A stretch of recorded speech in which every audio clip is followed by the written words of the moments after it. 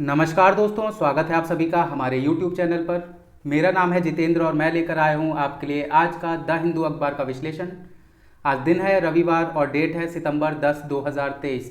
तो बिना ज़्यादा देरी करते हुए शुरू करते हैं अपना आज का द हिंदू अखबार का विश्लेषण।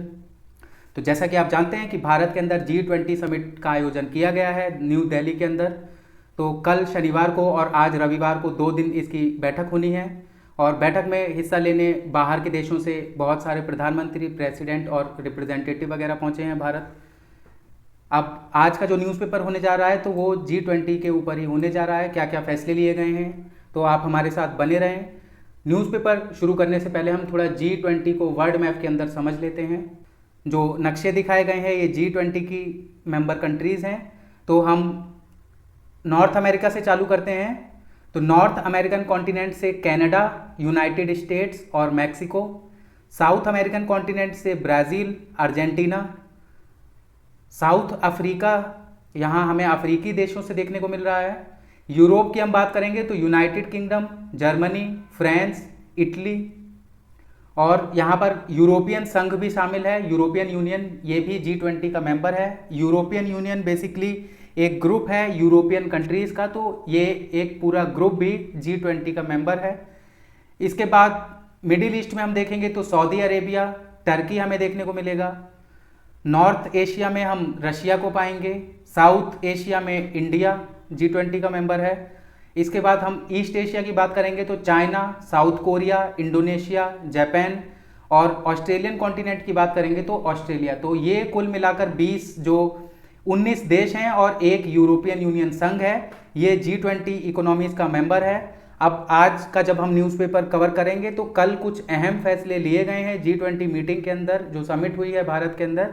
उसमें एक नए ग्रुप को ऐड करने की बात हुई है। तो कौन सा होने जा रहा है ये नया ग्रुप, आप हमारी न्यूज़ में पहली न्यूज़ में आप हम कवर करेंगे हमारे साथ, तो हमारे साथ बने रहिए। अब हम थोड़ा समझ लेते हैं जो G20 इकोनॉमीज़ हैं ये वर्ल्ड वाइड कितना कंट्रीब्यूशन करती हैं। रिप्रेजेंट्स तो 65% विश्व की जो जनसंख्या है वो G20 कंट्रीज रिप्रेजेंट करती है। 79% वर्ल्ड ट्रेड, 84% वर्ल्ड की इकोनॉमी और 79% वर्ल्ड का कार्बन एमिशंस। तो ये G20 की कंट्रीज़ को अगर हम कंबाइन करें तो world population, world trade, world economy और वर्ल्ड कार्बन एमिशन का डाटा यहाँ पर आप देख सकते हैं। ये बेसिकली G20 कंट्रीज़ के बारे में था। G20 पहले G8 माना जाता था और उसके बाद 12 और देशों को ऐड करके इसे G20 बना दिया गया 1999 में। अब आज के न्यूज़पेपर पर हम पहुंचते हैं। पहली खबर हम देखते हैं G20 क्लाइंचीज न्यू दिल्ली डिक्लेरेशन। जो हमारे साथ न्यूज़पेपर कवर कर रहे हैं तो उन्हें पता है कि न्यू दिल्ली डिक्लेरेशन जो है वो इसके ऊपर कंसेंसस बनाने की भारत की तरफ से और बाकी देशों की तरफ से कोशिश चल रही थी और यहाँ पर देखने को मिला कि ये कंसेंसस बन गया है। तो न्यू दिल्ली डिक्लेरेशन एक तरह से अब पास हो जाएगा। अब शुरू करते हैं, देखते हैं क्या है। तो शनिवार को भारत में G20 की बैठक शुरू हुई। भारत की G20 प्रेसिडेंसी में देखने को मिला कि G20 मेंबर्स एक जॉइंट स्टेटमेंट के लिए राजी हुए। साथ ही यूक्रेन पैराग्राफ पर भी रजामंदी देखने को मिली यहाँ पर। इसके साथ अफ्रीकन यूनियन को G20 का मेंबर सदस्य बनाया गया है। जो मैंने आपको अभी पीछे में बता रहा था कि कौन सा एक ऐसा नया यूनियन है, एक ग्रुप है जिसे G20 का मेंबर बना लिया गया है, तो आपको अब याद रखना है अफ्रीकन यूनियन को G20 का मेंबर सदस्य बना लिया गया है। अब G20 में 2 ग्रुप्स मेंबर हैं जो कि यूरोपियन यूनियन तथा कल शामिल किया गया अफ्रीकन यूनियन, जो कि 55 अफ्रीकी देशों का एक समूह है जो अब G20 ग्रुप का मेंबर ग्रुप बन गया है। तो आपको ये चीज़ याद रखनी है कि G20 में अफ्रीकन यूनियन को ऐड कर दिया गया है एज ए मेंबर स्टेट। आखिरी दस्तावेजों में यूनाइटेड स्टेट्स, यूरोपियन यूनियन तथा G7 ग्रुप की पोजीशन बदली हुई नजर आई। साथ ही रशिया के ऊपर कोई कड़ी टिप्पणी भी देखने को नहीं मिली, जो कि पिछली G20 समिट बाली में US, European union, G7 group द्वारा देखने को मिली थी। तो जब पिछली साल बाली के अंदर G20 की समिट हुई थी तो वहाँ पर रशिया के ऊपर तीखी जो टिप्पणी की गई थी G7 कंट्रीज़ द्वारा, यूनाइटेड स्टेट्स द्वारा और यूरोपियन यूनियन द्वारा, तो वो यहाँ पर हमें जब दिल्ली में समिट हुई है तो यहाँ पर हमें ऐसा देखने को नहीं मिला है। इसके बाद भारत के प्रधानमंत्री श्री नरेंद्र मोदी ने G20 समिट के दौरान दूसरे सेशन में एक अच्छी खबर G20 को सुनाई। उन्होंने बताया कि न्यू दिल्ली डिक्लेरेशन पर कंसेंसस बन चुका है। उन्होंने इस कंसेंसस को अडॉप्ट या स्वीकृत करने का प्रपोजल दिया है। विदेश मंत्री साथ ही साथ भारत के G20 शेरपा अमिताभ कांत का कहना है कि इस कंसेंसस के बनने के पीछे इंडोनेशिया, इंडिया, ब्राज़ील और साउथ अफ्रीका का समर्थन करने और स्टैंड लेने के कारण संभव हो पाया है। साथ ही जापान, जो कि इस वक्त G7+ ग्रुप का प्रेसिडेंट है, और यूरोपियन यूनियन, इन दोनों ने भी न्यू दिल्ली डिक्लेरेशन पर कंसेंसस बनाने में योगदान किया। ये आपकी पहली न्यूज़ थी। आप यहाँ पर समझ चुके होंगे कि न्यू दिल्ली डिक्लेरेशन जो है उस पर कंसेंसस बन गया है और ये पास करा लिया जाएगा। आगे हम चलते हैं तो एक न्यूज़ आ रही है आंध्र प्रदेश से। तो आंध्र प्रदेश के former chief minister N Chandrababu Naidu, इन्हें गिरफ्तार कर लिया गया है मल्टी करोड़ स्कैम केस में। तो ये मुख्यमंत्री रह चुके हैं आंध्र प्रदेश के एन चंद्रबाबू नायडू। इन्हें स्किल डेवलपमेंट स्कैम, एक वहाँ पर इस पर जांच चल रही थी, उसके रोल में इन्हें अरेस्ट कर लिया गया है। आगे एक मोरक्को से न्यूज़ आ रही है। तो 1000 डेड इन मोरक्को अर्थक्वेक। मोरक्को में 6.8 मैग्नीट्यूड का एक अर्थक्वेक देखने को मिला, और जब ये अर्थक्वेक वहाँ पर मोरक्को आया तो करीबन 1037 लोगों की जान चली गई और करीबन 1204 लोग बहुत बुरी तरह से घायल हो गए।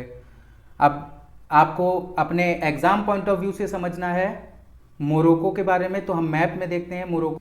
मोरक्को का मैप है, यहाँ पर ये मोरक्को है। इधर हम देखेंगे जहाँ पर आप मेरा हैंड देख रहे हैं, माउस जेस्चर, तो ये नॉर्थ अटलांटिक ओशन है, नीचे साउथ अटलांटिक ओशन है, ये अफ्रीकन कॉन्टिनेंट है पूरा, और मिडिल ईस्ट, यूरोप, यहाँ पर मेडिटेरेनियन सी है, और ये मोरक्को कंट्री है। यहाँ पर आप देख सकते हैं जब मेडिटेरेनियन सी से हम नॉर्थ अटलांटिक ओशन को ज्वाइन करेंगे तो यहाँ पर हमें मोरक्को मिलेगा सी रूट पे। नॉर्थ में मोरक्को के यूरोप है, आपको ये याद रखना है। तो क्वेश्चन अगर ऐसे आता है कि Morocco is a land locked country situated in the region of Africa, तो ये गलत स्टेटमेंट है। तो क्यों? क्योंकि आप देख सकते हैं यहाँ पर कि नॉर्थ अटलांटिक ओशन की तरफ जो मोरक्को का मुंह है वो यहाँ पर खुला हुआ है नॉर्थ अटलांटिक ओशन पे। आपको याद रखना है ये चीज़ मोरक्को की, एक तरह से कि ये जो हमारी ट्रॉपिक ऑफ कैंसर की लाइन है इसके नॉर्थ में लाई करता है। ये आपका याद करने का इसे तरीका हो सकता है, आपको याद रखना है। तो बेसिकली न्यूज़ तो यही थी कि मोरक्को में अर्थक्वेक आया है और यहाँ की कैपिटल जो है उसमें सबसे ज़्यादा तबाही देखने को मिली है। माराकेश में बहुत ज़्यादा तबाही देखने को मिली है। ये जो अर्थक्वेक आया है इसका जो मैग्नीट्यूड बताया जा रहा है वो 6.8% बताया जा रहा है। 6.8 का मैग्नीट्यूड का जो अर्थक्वेक है वो देखने को मिला है हमें। और एक और चीज़ देखने को मिली है कि वहाँ पर एक 12वीं सदी की मस्जिद थी जिसका नाम था कौतुबाइया, और क्या हुआ है इसमें, तो ये डैमेज हो गई है अर्थक्वेक की वजह से। यहाँ पर मैं अंडरलाइन कर रहा हूँ, आप इस कौतुबाइया इसका नाम है। आगे हम चलते हैं तो G20 समिट के यहाँ पर आप अपना देख सकते हैं फोटोग्राफ्स वगैरह ये खिंचवाई गई हैं। ये ऋषि सुनाक हैं, यूके के प्राइम मिनिस्टर हैं, ये जो बिदेन है, ये यूएस के प्रेसिडेंट हैं। इसके बाद ये इमैनुअल मैक्रोन हैं, यहाँ पर आप देख सकते हैं जो क्राफ्ट्स लगाए गए हैं भारत की तरफ से डेकोरेशन में।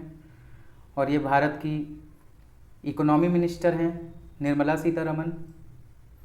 अब न्यूज़ कवर करते हैं तो पहली न्यूज़ हम देखते हैं, Japan as a G7 chair bridges gap with west on Ukraine. तो जापान जो कि इस वक्त एडवांस अर्थव्यवस्थाओं के ग्रुप G7 का प्रेसिडेंट है, उसने वेस्ट देशों को यूक्रेन पर रशिया के आक्रमण से संबंधित टिप्पणी न करने में सफलता हासिल की।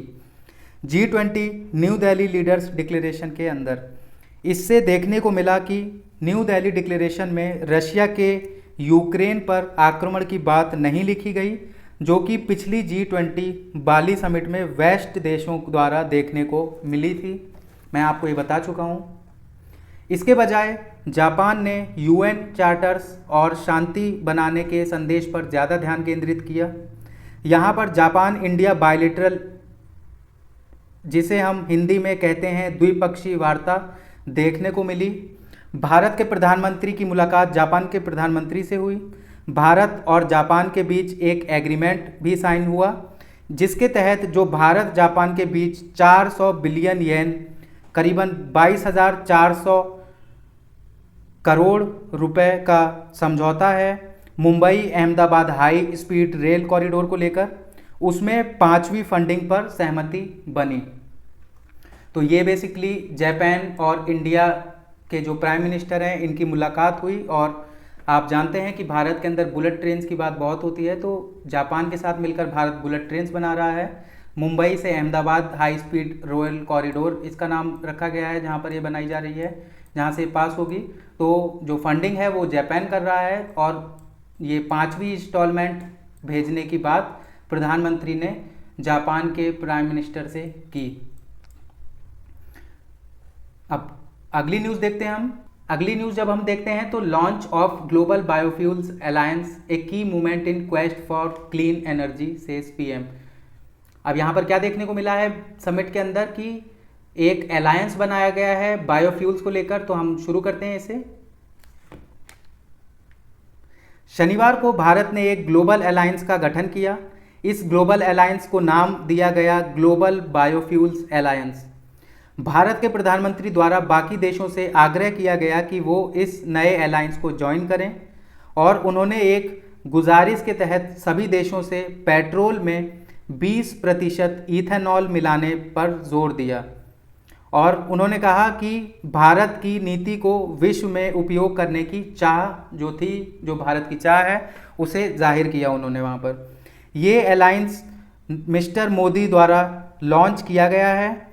इंडिया के अलावा शुरुआती, जिसे हम इंग्लिश में कहेंगे इनिशिएट करने वाले मेंबर्स हैं Argentina, Bangladesh, Brazil, Italy, Mauritius, south Africa, United Arab Emirates और यूनाइटेड स्टेट्स ऑफ अमेरिका। तो भारत के साथ मिलकर ये इनिशिएटिंग कंट्रीज़ हैं मेंबर, जो मैंने आपको बताया। अब इसके बाद ऑब्जर्वर देखेंगे तो कुछ ऑब्जर्वर भी यहाँ पर 2 कंट्रीज़ बनी, तो वो हैं कनाडा और सिंगापुर। जैसा कि आप जानते हैं कि भारत ने पहला जो अपना एक अलायंस बनाया था ऐसा, तो उसे कहते हैं इंटरनेशनल सोलर अलायंस, जो कि पेरिस डील में बनाया गया था 2015 के टाइम पे। उसके बाद अब यहाँ पर हमें 2023 में देखने को मिला है कि भारत की तरफ से एक नया अलायंस गठित किया गया है, जिसका नाम ग्लोबल बायोफ्यूल अलायंस होने जा रहा है। आगे देखते हैं हम इस न्यूज़ पर। तो भारत के प्रधानमंत्री द्वारा G20 satellite mission for environment and climate change observation को लॉन्च करने का प्रपोजल भी दिया गया। साथ ही ग्रीन क्रेडिट इनिशिएटिव पर लीडर से तेजी से काम करने का आग्रह भी किया। उन्होंने एनर्जी ट्रांजिशन और क्लाइमेट चेंज विषय पर भी अपनी बात रखी। तो एनर्जी ट्रांजिशन का मतलब ये है कि जब एनर्जी फ्लो हो वर्ल्ड वाइड, तो उसको जो फ्लो होने के लिए चैनल्स चाहिए वो बहुत इजीली अवेलेबल हों, और कोई जो ब्लॉकेट्स होते हैं चैनल में एनर्जी फ्लो के, वो नहीं होने चाहिए। तो इस चीज़ पर उन्होंने एक तरह से फोकस किया और उन्होंने बात की कि जैसे कि हमें देखने को मिल रहा है कि विश्व के अंदर क्लाइमेट चेंज की स्थिति बरकरार है, तो उन्होंने क्लाइमेट चेंज के ऊपर भी अपनी बात रखी। अब हम जानते हैं अपने एग्जाम पॉइंट ऑफ व्यू से बायोफ्यूल्स के बारे में। तो क्या होते हैं बायोफ्यूल्स? तो बायोफ्यूल्स को हिंदी में कहा जाता है जैव ईंधन। ये एक प्रकार का ऊर्जा स्रोत हैं जो पौधों, जानवरों और सूक्ष्म जीवों जैसे एल्गी और बैक्टीरिया जैसे जीवित पदार्थों से प्राप्त होते हैं। बहुत तरह के बायोफ्यूल्स होते हैं, तो हम यहाँ पर एक आपको बता देते हैं, आपको बाकी मैं आपको नाम बता दूंगा, आपको बाकी कवर करने हैं, क्योंकि ये इंपॉर्टेंट टॉपिक है यूपीएससी पर्सपेक्टिव से, आपको ये ज़रूर पढ़ना है। क्योंकि सिन गैस होता है एक जो बायोफ्यूल से हमें मिलता है, वो यूपीएससी पूछ चुकी है बहुत बार। तो इथेनॉल के बारे में हम देखते हैं। तो इथेनॉल एक प्रकार का अल्कोहल है जिसे फर्मेंटेड पौधों के शेषों से बनाया जाता है, जैसे कि मक्का, गन्ना या गेहूँ। तो आपको याद रखना है कि ये जो बायोफ्यूल्स है ये हमारे GS3, जो हमारा GS3 सेक्शन है उससे बहुत इम्पॉर्टेंट है। और GS3 के अंदर आपको इंफ्रास्ट्रक्चर एनर्जी के अंदर इससे क्वेश्चन पूछा जा सकता है।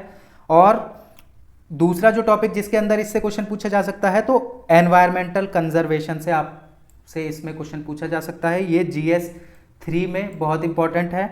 और आप इसे GS2 के साथ भी रिलेट करा सकते हैं अपने इम्पॉर्टेंट इंटरनेशनल इंस्टीट्यूशंस। जो अब ग्लोबल बायोफ्यूल अलायंस बन गया है तो आप इसे GS2 में जब अगली साल का एग्जाम होगा तो वहाँ आप इसे पा भी सकते हैं। अब यही था बेसिकली इसमें न्यूज़ में। अब हम यहाँ एक फोटो देख सकते हैं अपनी स्क्रीन पर। Odisha's Konark wheel takes centre stage at G20 venue. तो जब G20 की समिट चल रही है भारत के अंदर, तो जो पेशकश जो तस्वीरें वगैरह लगाई जाती हैं तो उनमें एक हमें देखने को मिला कि जो उड़ीसा का कोणार्क टेम्पल है उसका कोणार्क व्हील यहाँ पर देखने को मिला जो लगाया हुआ है समिट के अंदर। तो हमें अपने एग्जाम पॉइंट ऑफ व्यू से समझना है कि कोणार्क टेम्पल जो है वो हमें किस सेक्शन के अंदर पढ़ना है। तो आपको याद रखना है कि GS1 के अंदर आपको आर्ट फॉर्म्स में कोणार्क टेम्पल का आर्ट फॉर्म, साथ ही साथ कोणार्क व्हील का जो आर्ट फॉर्म है इसे कवर करना है। कोणार्क व्हील है जो अब आप यहाँ पर देख सकते हैं कि 1 2 3 4 5 6 7 8 स्पोक्स इसके अंदर हैं, यहाँ सेंटर है। और ये क्यों फेमस माना जाता है?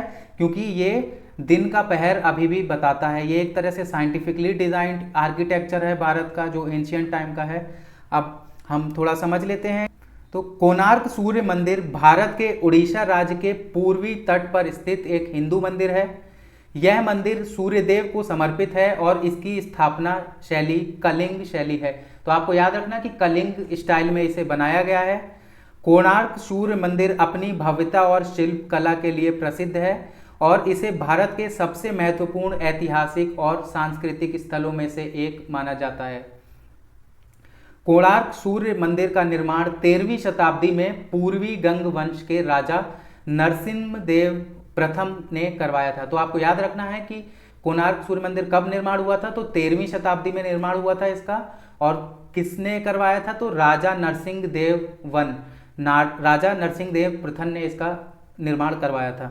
यह मंदिर एक विशाल रथ के आकार में बना है जिसके बाहर जोड़ी पहिए हैं और 7 घोड़े हैं। मंदिर का निर्माण बलुआ पत्थर और ग्रेनाइट से किया गया है। मंदिर के बाहरी तल पर भगवान सूर्य के जीवन से जुड़े कई शिल्प हैं। मंदिर के अंदर एक विशाल गर्भगृह है जिसमें भगवान सूर्य की एक विशाल मूर्ति स्थापित है।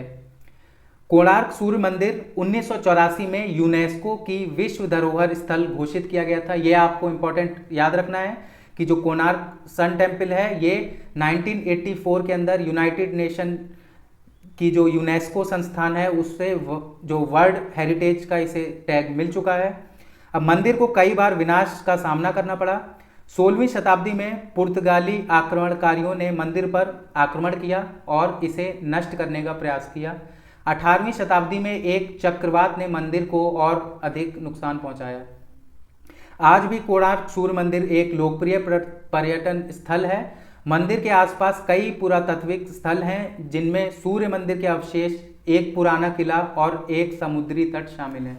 तो ये हमारे आर्ट फॉर्म से आपको बहुत इंपॉर्टेंट है। ये जो हमारा हमने टॉपिक कवर किया कोणार्क सन टेम्पल का। आगे हम चलते हैं।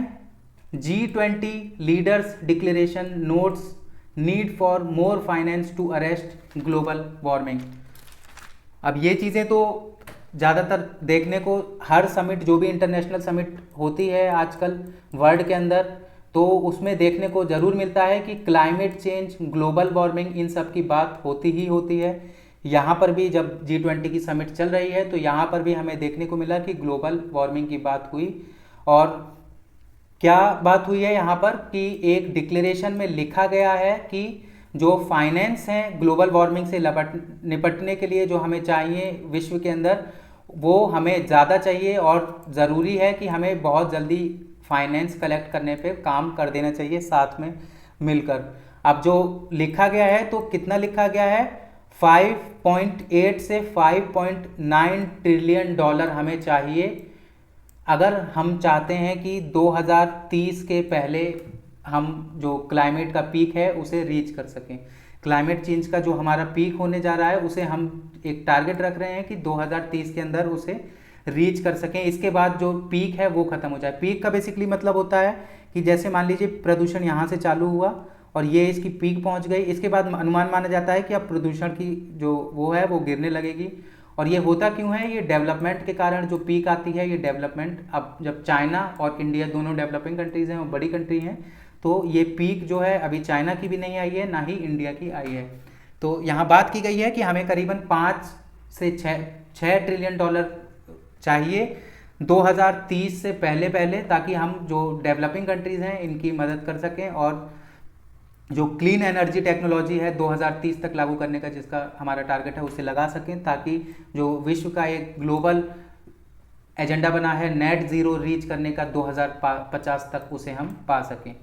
अब आगे एक बात ये करते हैं यहाँ पर कि जो डिक्लेरेशन हुआ है वहाँ पे एक चीज़ और कही गई है कि जो global green house gas emission है वो हमें 43% कम करना पड़ेगा 2030 तक।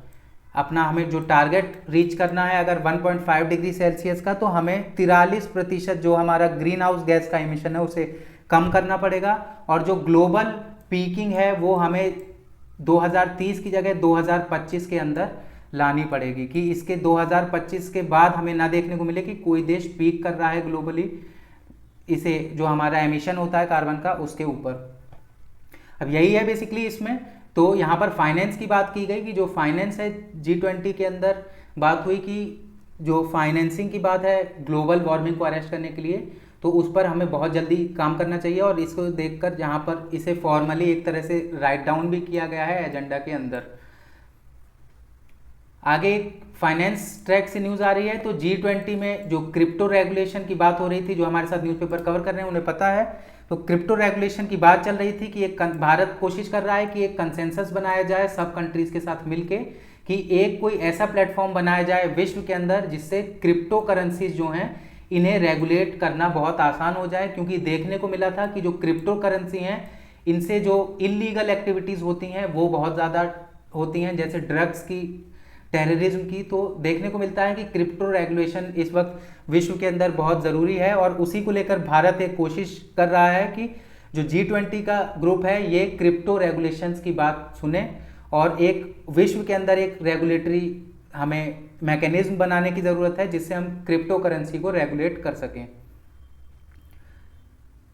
आगे हम चलते हैं, तो India and the United Kingdom agree to continue to work at pace towards a free trade pact. तो यूनाइटेड किंगडम, जैसा कि आप जानते हैं, यूनाइटेड किंगडम में ब्रेग्जिट हो गया है, मतलब अब ये यूरोपियन यूनियन का मेंबर नहीं है, ब्रिटेन अकेले कंट्री है। तो अब बायलिटरल ट्रेड्स जो होती हैं भारत और यूनाइटेड किंगडम के बीच की जो आपसी द्विपक्षीय जो ट्रेड्स होती हैं, जो व्यापार होता है, उन्हीं को लेकर जो चर्चा की गई है प्रधानमंत्री द्वारा दोनों देशों के। और यहाँ पर जो प्रोग्रेस है उसे रिव्यू किया गया है, क्योंकि भारत यूके से पहले ही बात कर रहा है एक फ्री ट्रेड पैक्ट पर। इसी को लेकर यहाँ पर और चर्चा की गई और इसका जो काम है इसे तेज़ करने की बात की गई। जो फ्री ट्रेड पैक्ट की बात की कि इसे हमें फ्री ट्रेड पैक्ट को जल्दी से जल्दी बना लेना चाहिए और लागू कर देना चाहिए, तो इसकी भी यहाँ पर हमें बात देखने को मिली। आगे हम पहुँचते हैं, तो India and Saudi Arabia join European Union and US for an economic corridor. तो भारत और सऊदी अरेबिया ने यूरोपियन यूनियन और यूनाइटेड स्टेट्स के ग्लोबल इंफ्रास्ट्रक्चर एंड इन्वेस्टमेंट, साथ ही India Mid East Europe economic corridors, इन दो मुद्दों पर बहुत बात की। ये बहुत इंपॉर्टेंट मुद्दे हैं, ये इकोनॉमिक कॉरिडोर प्रोजेक्ट्स हैं और आपको समझना चाहिए क्या होता है इकोनॉमिक कॉरिडोर प्रोजेक्ट। तो जैसे मान लेते हैं कि यहाँ पर एक कोई देश है और ये यहाँ पर एक दूसरा कोई देश है। अब जब व्यापार होता है तो तीसरा कोई देश बीच में आ जाता है, किसी की टेरिटरी आ जाती है, तो सब देश मिलकर एक कोशिश करते हैं कि जो हमारा व्यापार हो वो टाइमली हो और कम रुकावटों के साथ हो, जो द्विपक्षीय व्यापार होता है। इन्हें तो हम कहते हैं द्विपक्षीय बायलैटरल ट्रेड एग्रीमेंट्स या इकोनॉमिक कॉरिडोर्स। अब यहाँ पर जब और कंट्रीज इन्वॉल्व हो जाती हैं तो इसे हम कहते हैं एक तरह से economic corridor project between multi countries. ठीक है, तो यहाँ पर अब जब बात हो रही है इंडिया सऊदी अरेबिया ने जो यूरोपियन यूनियन और यूनाइटेड स्टेट्स का हमारा global infrastructure and investment PGII जिसे हम कहते हैं, और India Middle East Europe economic corridor, इन तीनों पर एक तरह से सहमति बनाने की कोशिश की है और ज्वाइन कर लिया है भारत ने और सऊदी अरेबिया ने मिलकर इस कॉरिडोर को। तो ये कॉरिडोर बहुत इंपॉर्टेंट होने जा रहा है क्योंकि जो ट्रेड्स हैं, हमें यही देखने को मिला है कि जो मिडिल ईस्ट है वो भारत की तरफ बहुत दोस्ती का हाथ बढ़ा रहा है। UAE के साथ भारत के इस वक्त बहुत अच्छे संबंध हैं और सऊदी अरेबिया भी इसी दिशा में बढ़ रहा है। सऊदी अरेबिया का आप एक और रेलेवेंस समझ सकते हैं कि सऊदी अरेबिया को और UAE को, यूनाइटेड अरब एमिरेट्स को, अभी जब ब्रिक्स की मीटिंग हुई थी तो ब्रिक्स का परमानेंट मेंबर 2023 के अंदर ही बनाया गया। तो ये एक इम्पॉर्टेंट चीज़ है, आपको समझने चाहिए। अब जब भारत की बात करते हैं और सऊदी अरेबिया की, केवल भारत और सऊदी अरेबिया की, तो भारत और सऊदी अरेबिया के बीच में भी बहुत सारे ट्रेड एग्रीमेंट्स को लेकर बात चल रही है और 2019 में एक स्ट्रेटेजिक पार्टनरशिप काउंसिल की स्थापना की गई थी भारत और सऊदी अरेबिया द्वारा मिलकर। ये शनिवार की सारी चीज़ें हैं जो निकल कर आई हैं G20 समिट के अंदर से। आज के लिए बस इतना ही। कैसा लगा आपको आज का हमारा विश्लेषण, हमें कमेंट सेक्शन में बताइए। आज के लिए बस इतना ही। धन्यवाद।